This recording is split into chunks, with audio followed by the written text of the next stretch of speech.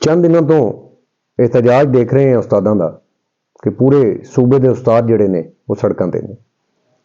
ना मौसम ना बारिश ना गर्मी ना सर्दी कुछ भी नहीं वेख रहे, वो अपने हक वास्ते सड़कों पर एहतजाज कर रहे हैं। देखो, अगर उस्ताद काबल होंगे ने ना तो उन्होंने शागिर्द भी काबल होंगे ने, वो परवान चढ़ते हैं, अफसर बनते हैं, बिजनेसमैन बनते हैं, बड़े उच्चे उच्चे अहुदे हासिल करते हैं। तो अगर उस्ताद नलायक हो तो एक नलायक नस्ल जी है परवान चढ़ती है।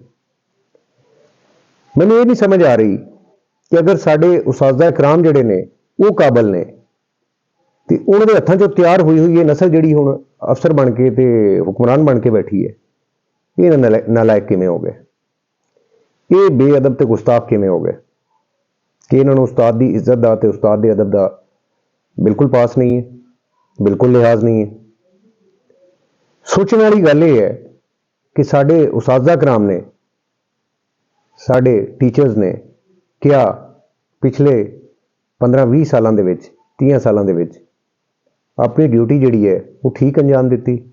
जी नस्ल उन्होंने हथों परवान चढ़ के इस टाइम पर हुक्मरान बन के बैठी है, इदारियां के बैठी है, जिन्हों की वजह नाल अज वो सड़कों पर ने, उस नस्ल को पढ़ाने वाले जोड़े उस्ताद से वो इंसाफ करो कि उन्होंने एक नालायक नस्ल जी मुआशरे के डिलीवर की थी या एक लायक तो काबल नस्ल उन्होंने जनरेशन के अपना मुआशरे के जी है जनरेशन मुआशरे के हवाले की थी।